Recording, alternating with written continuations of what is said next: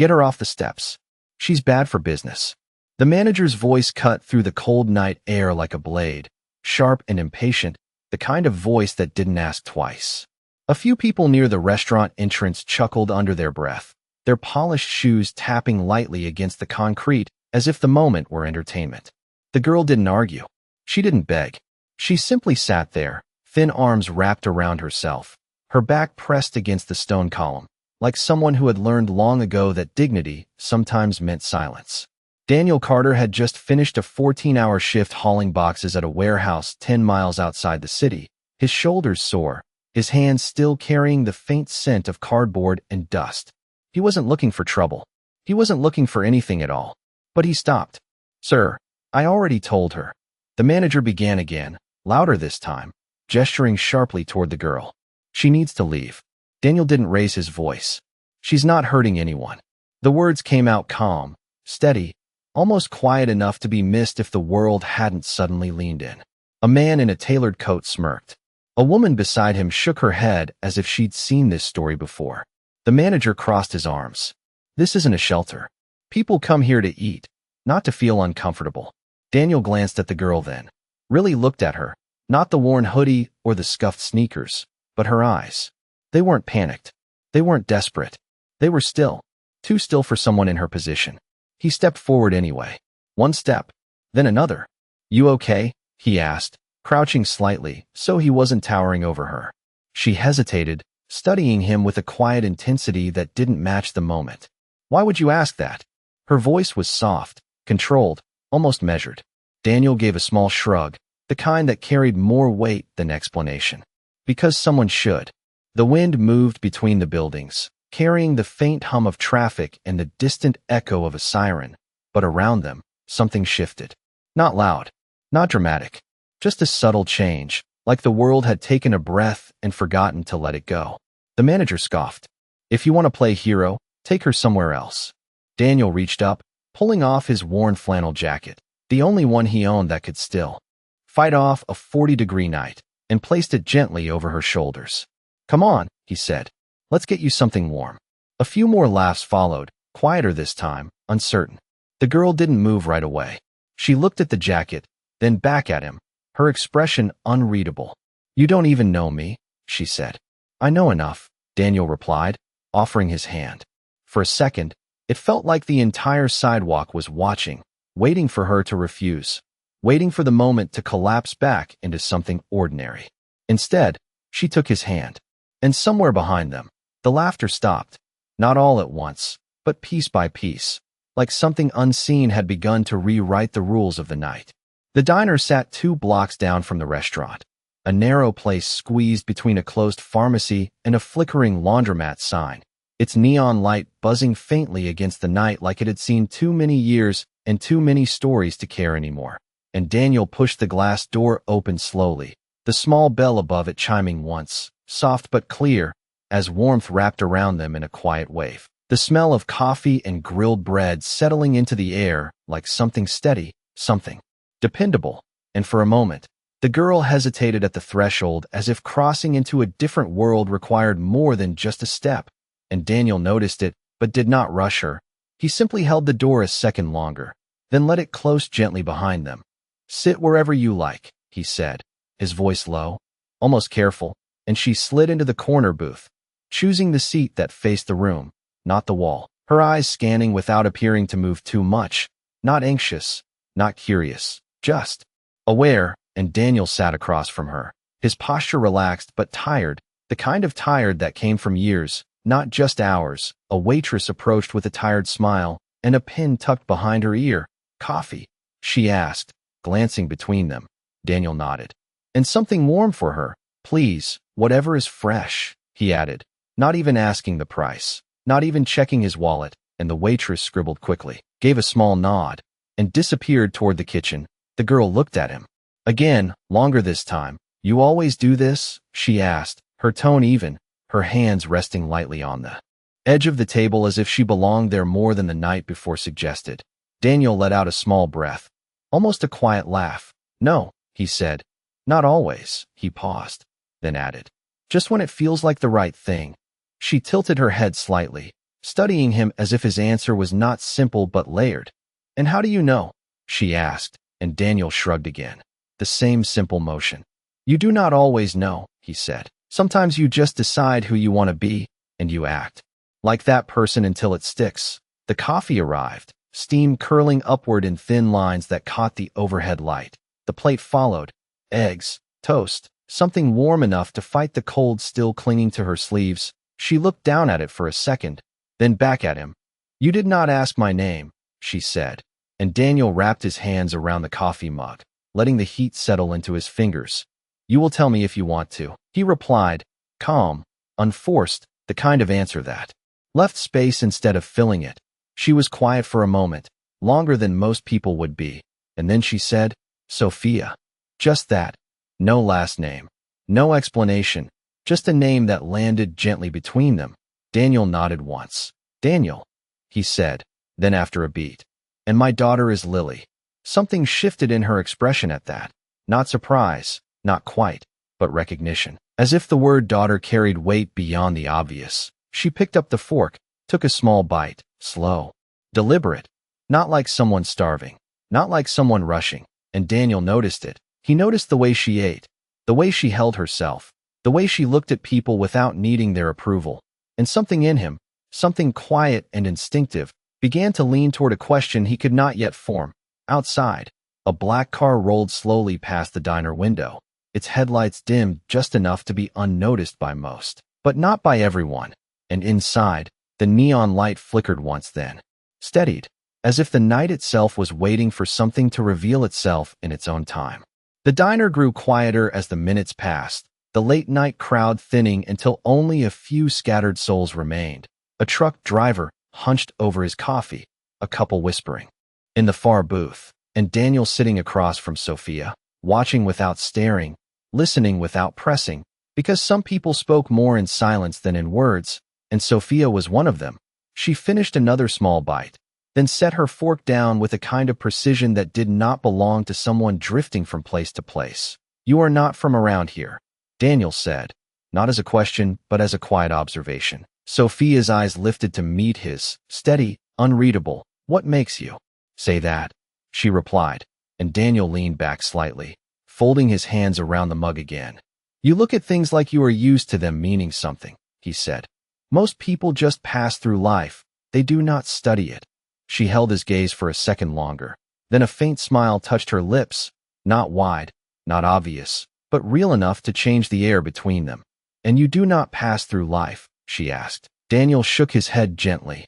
"Not anymore," he said, and for a moment, something unspoken moved through his expression, something tied to years he did not explain. Lily helped with that. He added quietly. Sophia's eyes softened at the mention of his daughter, not with pity, but with something closer to understanding.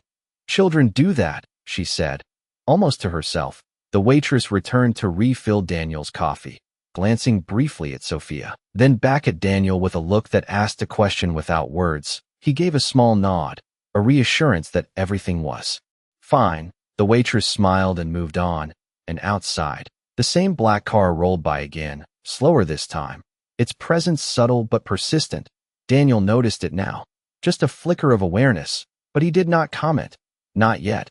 Inside, the clock above the counter ticked past 10:45, the kind of late hour when decisions felt heavier, when kindness cost more because there was less left to give. Sophia reached for the coffee cup, wrapping her hands around it, feeling the warmth. "You said you have a daughter," she said, her voice softer now, less guarded. Daniel nodded. 8 years old, he replied. "Lily." Sophia repeated the name as if testing it, then looked back at him. "And she is at home." Daniel nodded again. "She is probably asleep by now," he said, then after a small pause, "or pretending to be." Sophia's lips curved slightly, the image settling between them, and then she asked the question that shifted everything just enough to matter. "Would she mind if you came home late with a stranger?" Daniel did not answer right away. He looked down at the table, at the worn surface marked by years of meals and conversations, then back at Sophia. "She might ask questions," he said honestly, "but she trusts me." Sophia studied him again, deeper this time, as if measuring something invisible, something beyond words. and then she nodded once, slowly. Good, she said, the word carrying more weight than it should have. Outside, the car came to a stop at the corner, its engine idling low, unnoticed by most. But the night had begun to tighten around the edges, like a story drawing its breath before turning the page. The bell above the diner door chimed again as Daniel pushed it open, the night air slipping in behind them. Colder now, sharper, like the city had shed its warmth along with the crowd. And for a brief second, Sophia paused just outside, her eyes lifting toward the street, as if she were listening to something no one else could hear. The black car still idling at the corner, its presence quiet but deliberate. Daniel noticed her hesitation this time. You all right?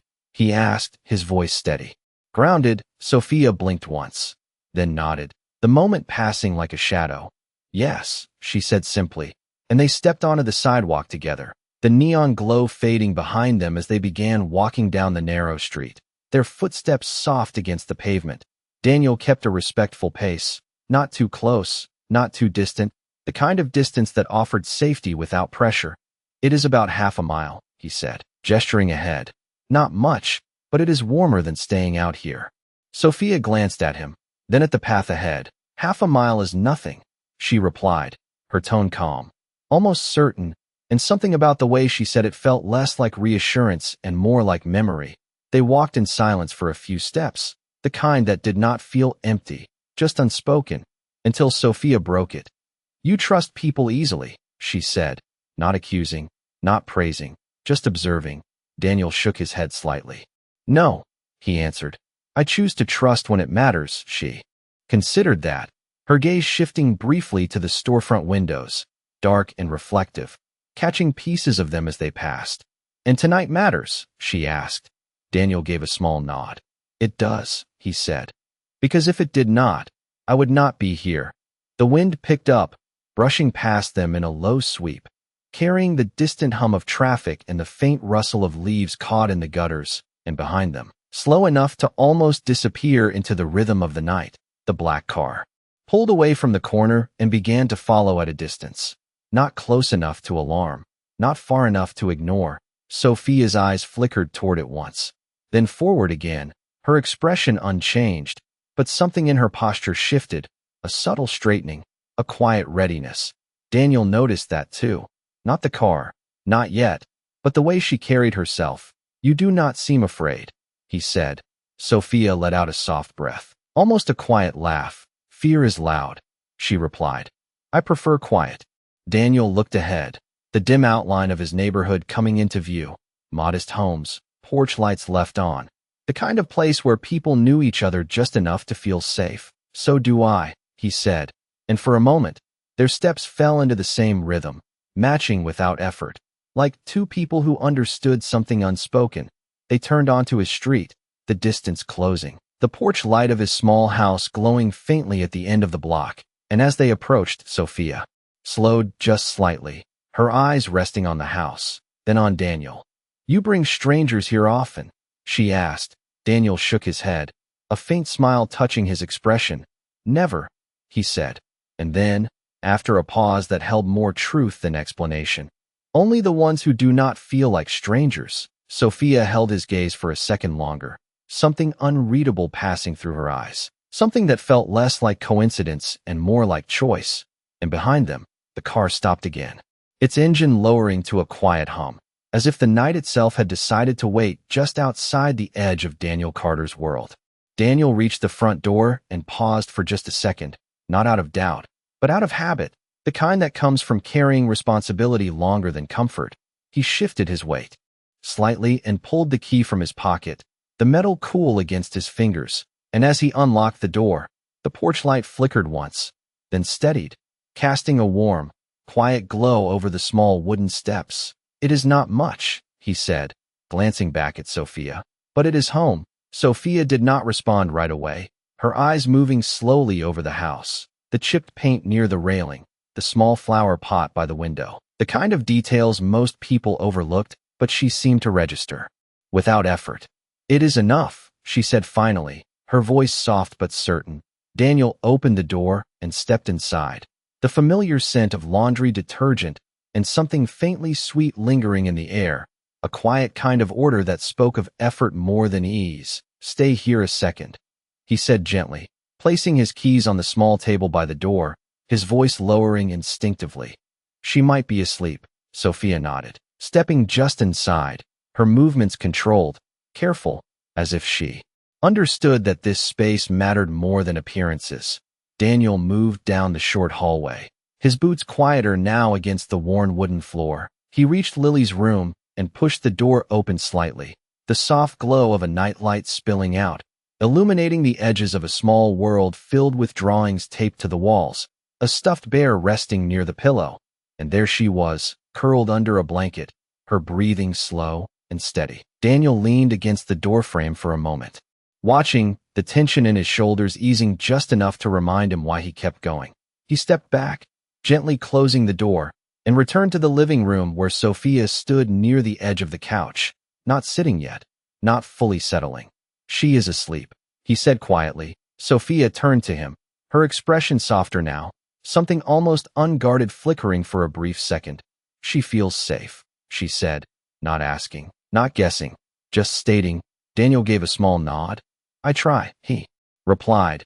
He walked to the kitchen, opening a cabinet and pulling out a clean glass, filling it with water, then placing it on the small table in front of the couch. "You can stay here tonight," he said. "It is warmer than outside." Sophia looked at the glass, then at him, her gaze lingering longer this time. "You trust that? I will not bring trouble into your home," she said. Daniel leaned lightly against the counter, arms relaxed, his voice calm. "I trust what I see," he answered, and for a moment, the room fell into a quiet that was not empty, but full, like something unseen was settling into place. Sophia slowly sat down on the couch, her posture still composed, still deliberate, but no longer distant. She wrapped her hands around the glass, feeling the warmth of the room seep into her skin. "You see more than most," she said softly. Daniel shook his head once, almost dismissing the idea. "No," he said. "I just pay attention." Outside, down the street, the black car remained parked in the shadows, its engine now off, its presence nearly invisible unless someone was looking for it. And inside, the house held its quiet, steady rhythm, the ticking of a small clock, the faint hum of the refrigerator, the kind of sounds that meant life was continuing as it should. But as Sophia leaned back slightly, her eyes drifting for a moment toward the hallway where Lily slept, something deeper moved beneath the surface, something that did not belong to chance. And in that quiet, unspoken space, the night began to shift again, not loudly, not urgently, but with the kind of weight that only comes when something important has just begun. The house settled into a deeper quiet as the night stretched on, the kind that wrapped itself around every corner and softened even the smallest sounds. And Daniel moved slowly through the living room, turning off the overhead light and leaving only the dim glow of a lamp near the couch, not for himself, but for her, because comfort was not always about what you needed. Sometimes it was about what someone else might not ask for. "There is a blanket in the closet," he said, nodding toward the hallway, second door on the right. Sophia followed his gesture with her eyes, then back to him. "Thank you," she said. The words simple, but the tone carried something steadier now, something less guarded. Daniel gave a small nod and stepped back, giving her space without making it feel like distance. He moved toward the kitchen again, rinsing the empty mug he had set aside earlier, his movements quiet, practiced, the kind that came from doing everything without wanting to wake. A child in the next room, behind him, Sophia stood slowly, her steps light as she walked toward the hallway, pausing just outside Lily's door, not opening it, just standing there for a moment as if listening to the soft rhythm of a life she had not known. Her eyes softened again, not with curiosity, but with something closer to recognition, something that lingered longer than a glance. She turned and found the blanket, folding it once before returning to the couch, not wrapping herself in it immediately, just holding it, as if warmth was not something she rushed into. Daniel leaned lightly against the counter, watching her in that quiet, unobtrusive way.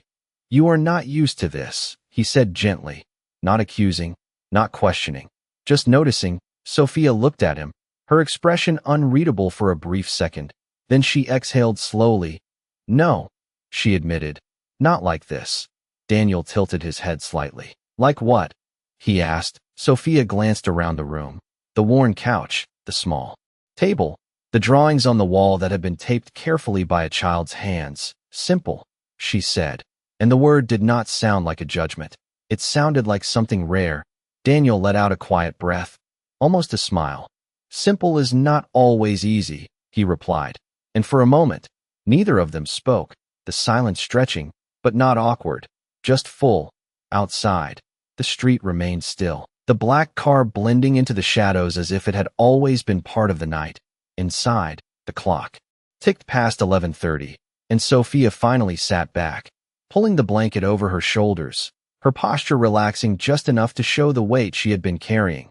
Daniel turned off the last light in the kitchen and moved toward the hallway, pausing briefly. If you need anything, he said, I will be in the next room. Sophia nodded once, her gaze steady on him.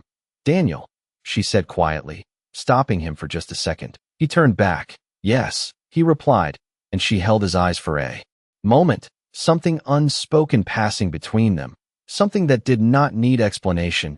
You did not have to do this, she said. Daniel considered that, then gave a small, almost imperceptible shake of his head. No, he said softly, but I wanted to. And with that, he stepped away, leaving her in the quiet warmth of a place built not on wealth, not on status, but on something steadier, something chosen.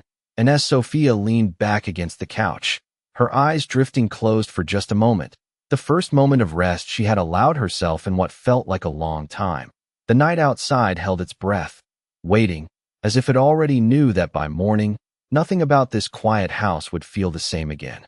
Morning arrived quietly, not with noise or urgency, but with a pale gray light slipping through the thin curtains, settling gently across the living room floor. And for a moment, everything felt still, untouched, like the house itself was holding onto the last breath of night. Daniel woke first, as he always did, his body trained by routine rather than rest. He sat up slowly, listening, not for danger, but for the small sounds that told him everything was as it should be, the soft hum of the refrigerator, the faint creak of wood adjusting to the morning air. And then he stood, moving carefully down the hallway, his steps instinctively quiet. He reached the living room and paused. The couch was empty, the blanket folded neatly, placed at the corner as if it had never been disturbed, the glass of water still half full on the table, untouched since the night before. Daniel frowned slightly, not in fear, but in confusion. Sophia, he called softly, his voice low enough not to wake. Lily. No answer came. He stepped closer, his eyes scanning the room. Nothing out of place, nothing taken, nothing left behind except the absence itself. He moved toward the front door, checking the lock, still secured from the inside. And for a second, the question settled in his chest, not heavy, just present. He turned back, running a hand through his hair. Maybe she left early, he murmured to himself. But something about it did not fit, not the quiet way she had been, not the weight of her presence. Just then, a small sound came from the hallway, the soft shuffle of feet. Daddy. Lily's voice, still thick with sleep. Daniel turned immediately, his expression softening. Hey, kiddo, he said, crouching slightly as she walked toward him, her hair messy, her eyes blinking against the morning light. Who was that lady? She asked, her voice simple, direct. Daniel smiled faintly, brushing a strand of hair from her face. Just someone who needed a place to stay for the night, he said. Lily tilted her head. Considering that, she was nice, she said. Daniel paused for a second, surprised. You saw her? He asked. Lily nodded. I woke up, she said. She came into my room for a second. Daniel's brow furrowed slightly, not in alarm, but in curiosity. What did she do? He asked. Lily's expression softened in a way children rarely explained. Nothing, she said. She just looked at me like she knew me. The words hung in the air, quiet, but heavier than they should have been. Daniel straightened slowly, his mind turning over the moment, trying to place something that did not quite settle. Did she say anything? He asked. Lily shook her head. No, she said, then added softly. But I was not scared. Daniel looked down at his daughter, really looked at her, and something in her calm made him pause longer than usual. He nodded once, gently. "That is good," he said, and just then, the low rumble of engines rolled down the street, distant at first, then closer, not loud, but unmistakable. Daniel turned toward the window, his expression shifting, not fear, not yet, but awareness. Lily followed his gaze, her small hand reaching for his without thinking. Outside, one car passed, then another, dark, polished, moving with purpose, slowing as they approached the house, and Daniel stood there, silent, watching, as the quiet morning began to change into something else entirely. The engines outside did not roar, they did not demand attention. They arrived with a kind of controlled presence that made the air feel different, heavier, as the first black SUV rolled to a slow stop in front of Daniel's house, followed by another, then another, each one aligning with quiet precision along the curb. Daniel stood still by the window, his hand resting lightly over Lily's shoulder, not gripping, not shielding, just grounding, his eyes narrowing slightly as he tried to understand what he was seeing. "Daddy," Lily whispered, her voice small but steady. "Are they here for us?" Daniel did not answer right away, because the truth was, he did not know. The doors of the first SUV opened in near unison, not rushed, not chaotic, just deliberate, and from inside stepped men in dark suits, their posture straight, their expressions composed, not aggressive, not threatening, but unmistakably purposeful. They moved toward the sidewalk, forming a quiet line rather than a barrier, and then one of them stepped forward, approaching the front gate, stopping just short of it, as if respecting an invisible boundary. Daniel exhaled slowly, his mind moving through possibilities, none of them quite landing. "Stay here," he said gently to Lily, his voice calm, the same tone he used when things were uncertain, but he refused to let fear take the lead. Lily nodded, her fingers tightening slightly around the edge of his shirt. Daniel stepped toward the door, each movement measured, not hesitant, just aware. He opened it slowly, the morning air slipping in again, cooler now, carrying the faint scent of asphalt and something else, something sharper, like expectation. The man at the gate inclined his head slightly. "Mr. Carter," he said, his voice respectful, controlled. "We apologize for arriving unannounced." Daniel's brow furrowed just enough to show the question forming. "Can I help you?" he asked. The man did not answer immediately. Instead, he stepped aside, just a fraction, and in that small movement, the moment shifted, because from the second SUV, the rear door opened, and a figure stepped out, not hurried, not dramatic, just present. Sophia Whitmore stood there, no longer wrapped in a worn hoodie, no longer blending into the edges of the night. Her posture straight, her presence unmistakable, dressed in clean, understated elegance that did not need to prove anything to anyone. Her hair pulled back, her expression calm, composed, but her eyes were exactly the same, steady, observant, quietly powerful. Daniel did not move. He did not speak. He simply looked, the pieces of the night before aligning in his mind one by one. The way she spoke, the way she carried herself, the way she had not rushed, had not asked, had not needed anything in the way most people did. And for a brief second, the world narrowed. To that realization, Sophia walked forward, her steps even, measured, stopping just in front of the gate, close enough to be heard, far enough to remain respectful of the space he had offered her. "Good morning, Daniel," she said, her voice the same as before, calm, unforced, but now it carried a weight that no longer hid itself. Daniel let out a quiet breath, not disbelief, not shock, just understanding catching up to truth. Behind him, Lily peeked from the doorway, her eyes widening slightly as she recognized the woman from the night before, but said nothing, because something in the moment asked for quiet, and Sophia's gaze softened just slightly as it moved from Daniel to Lily, then back again. "I believe," she said gently, "I left without saying thank you properly."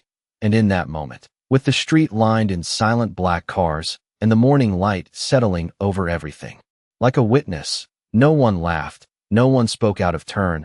The world simply paused, as if dignity itself had stepped forward and asked to be seen.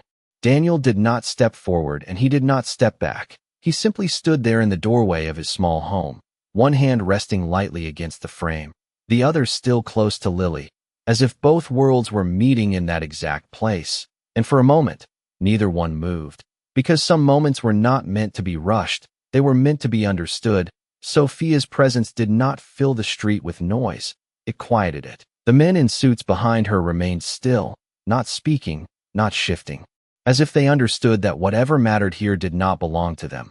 Daniel finally spoke, his voice calm, steady, the same voice he had used the night before, unchanged by what he now knew. "You found your way back," he said, and Sophia's lips curved slightly, not into a smile of pride, but one of acknowledgement.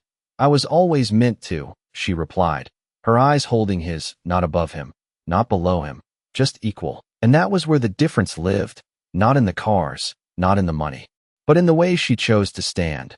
Daniel nodded once, absorbing that, not questioning it, because something inside him had already accepted the truth long before it was spoken. Lily shifted beside him, peeking out a little more now, her small voice breaking gently into the silence. "Hi," she said, and Sophia's expression softened in a way that no boardroom or spotlight could have ever drawn out. She lowered herself slightly, not fully stepping closer, just enough to meet Lily at her level. "Hi, Lily," she said, her voice warmer now, more human, less guarded, and Lily blinked, surprised. "You remembered," she said. Sophia nodded. "Some things are worth remembering," she replied. Then she straightened again, turning her attention back to Daniel. "Last night," she continued, "you gave without asking, without knowing, without expecting anything in return." Daniel shook his head slightly, almost dismissing the weight of it. "It was just a place to stay," he said, but Sophia's gaze held firm. "No," she said quietly. "It was dignity." The words settled between them, heavier than anything else spoken so far, not loud, not dramatic, just true, the kind of truth that did not need to be repeated. One of the men behind her stepped forward slightly, holding a folder, but Sophia raised a hand gently, stopping him without looking, because this moment did not belong to documents or numbers. It belonged to something else entirely. She took a step closer to the gate, not crossing it, just standing near enough for the distance to feel intentional. "I have spent years around people who measure worth in numbers," she said, her voice steady, reflective. "But last night, in a place smaller than most offices I have ever walked through, I saw something they could not buy." Daniel remained still, listening, not interrupting, because he understood that sometimes the most respectful thing you could do was simply allow someone to speak their truth. Sophia continued, softer now. "You did not treat me like a problem to remove or a story to fix. You treated me like a person." She paused, just long enough for the weight of that to settle, then added, "That changes things." Daniel exhaled slowly, his eyes steady on hers. "It should not be rare," he said, and for the first time, Sophia's composure shifted just slightly, not breaking, but bending towards something more human, more real. "No," she agreed. "But it is." The morning light grew brighter, stretching across the street, reflecting off the polished surfaces of the vehicles, but none of it felt louder than the quiet standing between them. And then Sophia did something simple, something unexpected in its sincerity. She placed her hand lightly over her heart, not as a gesture for show, but as a recognition of something she did not take lightly. "Thank you, Daniel," she said, and in that moment, there was no applause, no spectacle, no raised voices, just a stillness that settled over everyone present, the kind that did not come from power, but from understanding. And for a brief, lasting second, the world did exactly what it had promised from the very beginning. It fell completely, respectfully silent.